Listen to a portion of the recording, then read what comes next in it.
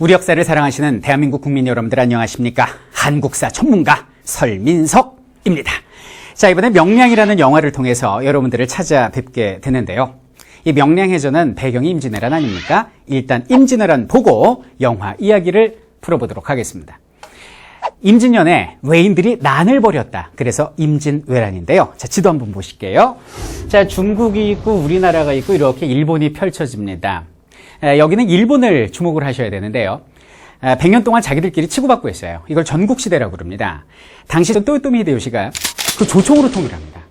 통일을 했는데 문제는 너무 불안정한 통일이었어요. 내부적인 결속이 필요했습니다. 자, 또 하나는 뭐냐? 자, 무사들은 어떻게 할 거예요? 무사라는 건 전쟁통의 능력을 발휘하는 사람들인데 이 평화의 시기는 그들한테 뭐 하는 일 없이 백성 죽으라는 얘기 아닙니까? 안 되겠다. 이들의 에너지를 표출할 수 있는 분출구를 찾아야겠다는 생각을 합니다. 자, 이런 상황에서 일본이 드디어 우리나라를 침공을 한 겁니다. 자, 부산포로 쳐들어온 거죠. 그들의 생각은 뭐냐? 조선에서 힘 빼겠다 그런 거 필요 없어요. 속도전으로 재빠르게 서울까지 치고 올라가서 선조임금을 인진을 잡는 겁니다. 그래서 그를 볼모 삼아서 군사들을 모아, 그리고 군량미를 모아, 그래가지고 총알바지로 조선인들을 앞장 세우고 이제 중국으로 쳐들어가려고 했던 거죠. 근데 세상에 우리 선조가 상상도 하지 못한 업적을 남기시죠. 한양을 버리고 위주로 도망을 갑니다. 서울에 딱 와봤더니 임금이 오는 거예요. 일본인들은 여기서 멘탈의 붕괴가 옵니다. 왜 그럴까요? 일본의 무사들은요, 아무리 작은 성의 성주라도 성을 버리고 도망가는 일이 없습니다. 배 가르고 죽거나 아니면은 딱 항복을 해요. 근데 세상에 성주도 아니고 나라의 임금이라는 사람이 수도를 버리고 도망을 가니까 일본인들은 이거 어떡하지? 우리 어떻게 해야 돼? 그러면서 서울에서 주춤주춤, 평양에서 주춤주춤 시간을 보내고 있었던 거죠. 이 시간이 이순신한테는 골든타임이었습니다. 재전열을 하고 일본을 칠 수 있는 시간을 벌어준 겁니다. 그리고 이제 일본의 2차 목표는 뭐였냐면, 자, 육군은 1차로 치고 올라가죠. 그리고 2차 부대는 여기는 남해안을 돌아서 이렇게 서해안으로 상륙을 합니다. 일본의 1차 부대에게 이제 무기와 식량을 공급하겠다. 이것이 그들의 계획이었는데, 이걸 우리 이순신 장군께서 족족 끊어버린 거예요. 그냥 해전에서 아예 그냥 실을 말려버립니다. 그러니까 일본인들은 배고프잖아요. 무기가 없잖아요. 힘이 빠집니다. 그래서 2년 만에 군대를 철수하게 되니 이것이 임진왜란이 됩니다. 자, 그리고 이제 3년 동안 휴전에 들어가죠. 그리고 휴전이 결렬되고 나서 1597년에 정유년의 제차 외인들이 난을 벌이거든요. 요게 2년 동안 벌어진 정유재란이 되고요. 자, 우리의 영화 명량은 여기는 정유재란 초반에 일어난 이순신의 전투를 그리고 있다. 자, 근데 이순신 장군님의 전투가 굉장히 많습니다. 그런데 왜 하필이면 김한민 감독은 포커스를 명량에 맞춘 것일까요? 그것은 그 전에 있었던 이순신 장군의 전투 스타일을 보면 이해가 됩니다. 자, 여길 보시죠. 자, 전쟁 초반에 이순신의 연전연승 기록이 되겠습니다. 옥포해전, 합포, 적진포, 사천, 당포, 당항포, 율포, 한산도, 안골포, 그리고 부산포까지 연전연승을 하는데요. 이순신 장군의 전투 스타일은 뭐냐? 우세한 전력을 가지고 방심하고 있는 소수의 적을 기습하는 형태가 이순신 장군의 전투 스타일이었습니다. 이길 수 있는 전투를 했다는 얘기죠. 손자병법에 보면 이런 말이 나옵니다. 승리하는 병사는 선승 이후 구전이다. 일단 이겨놓고 싸운다는 얘기입니다. 그래서 이순신을 명장이다, 전쟁의 신이다, 이렇게 이야기를 하는 거죠. 자, 그런데 명량은 달랐습니다. 12척밖에 되지 않는 배로 330여 척의 적선을 맞아갖고 싸운 전투였거든요. 장군, 이 싸움은 불가합니다.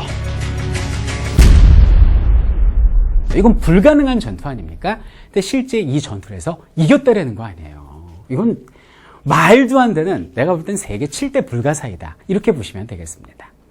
아니, 근데 그럼 이순신 장군이 왜 이렇게 불리한 전투를 나가 싸울 수밖에 없었을까요? 그리고 그 수많은 조선의 판옥선, 거북선 다 어디 간 겁니까? 원희룡 장군께서 다 해드셨습니다. 그 얘기를 잠깐 해보도록 할게요. 많은 분들이 이제 이순신 장군이 뭐 억울하게 감옥에 갇히고 백의종군 한 얘기는 많이 할 겁니다. 그 왜 그렇게 됐어요? 선조가 시기심이 많아서 뭐 붕당 정치의 폐해 때문에 글쎄 좀 더 우리 디테일하게 살펴보자고요. 왜 선조가 이순신을 잡아가둘 수밖에 없었는가? 선조 입장에서 한번 보도록 하겠습니다. 첫 번째는 뭐냐면 엄청난 이순신의 세력이 선조를 압박을 했습니다. 이순신 같은 경우는 처음에는 여기는 전라 좌수사로 부임을 했는데요. 전공을 세우자 충청, 전라, 경상을 아우르는 삼도수군 통제사가 됩니다. 그리고 주변 내륙에 있는 70여 개 구울의 행정권과 군사권을 모두 다 잡게 된 거죠.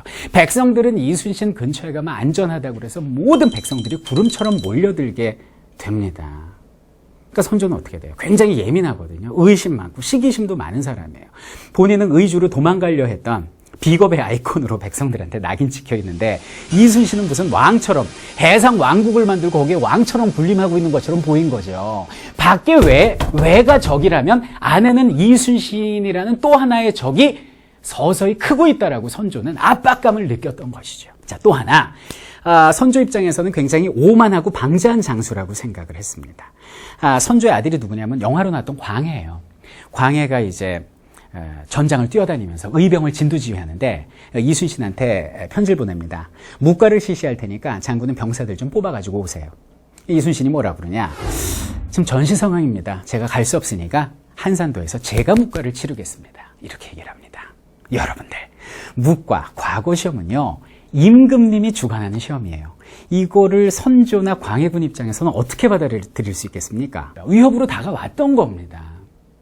자, 그래서 선조가 벼르고 있었습니다. 꼬투리 잡으려고 그랬죠. 그때 제대로 사건이 터집니다. 자, 휴전이 결렬되고 이제 정유재란이 시작된 거예요. 첩보가 들어왔습니다. 일본군 갓도기요마사가 이끄는 수군이 여기를 부산으로 밀고 들어온다는 겁니다. 선조는 이순신한테 함선을 이끌고 나가 맞아 싸우라고 그랬어요.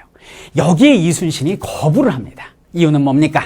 적의 첩보를 믿을 수가 없다. 그러면서 출정을 하지 않았어요.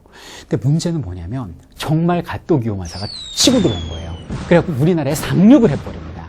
전세가 불리하게 된 거죠. 선조는 불같이 노합니다. 이순신을 죽이라고 그래요. 전시에 항명하는 군인은 사형이거든요.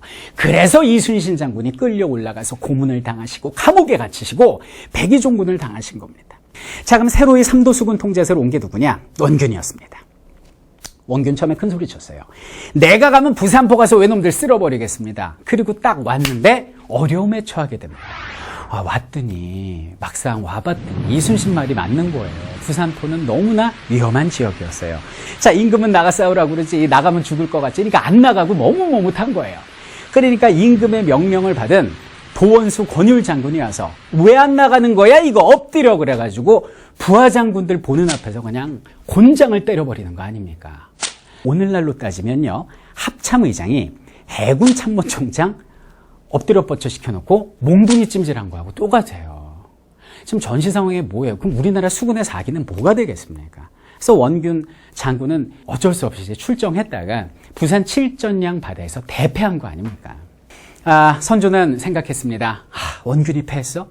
우리 조선 수군이 강한 게 아니라 이순신 장군의 지도력이 뛰어났던 것이구나. 안 되겠다. 이순신을 다시 내보내야겠다. 장군, 내 무슨 할 말이 있으리요? 내 무슨 할 말이 있으리요? 나라를 위해 싸워주시오라고 얘기를 합니다.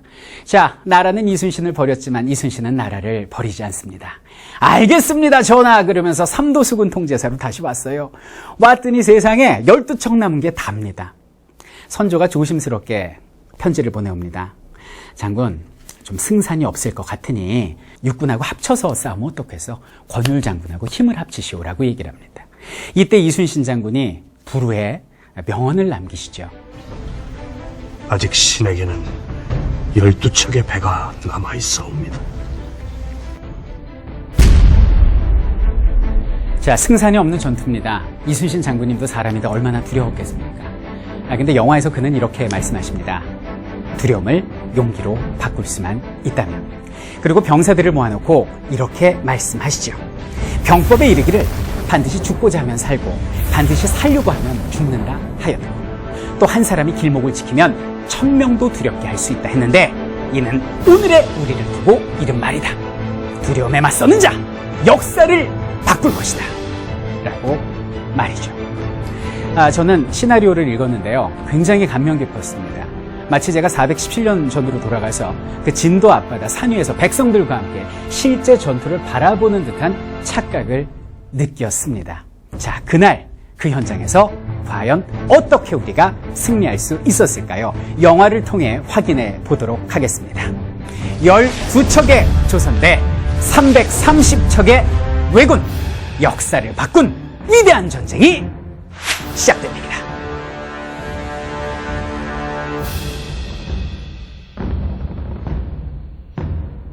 이 전쟁에서 이순신 장군은 이길 수가 없었습니다. 그런데 어떻게 조선수군이 이길 수 있었겠습니까?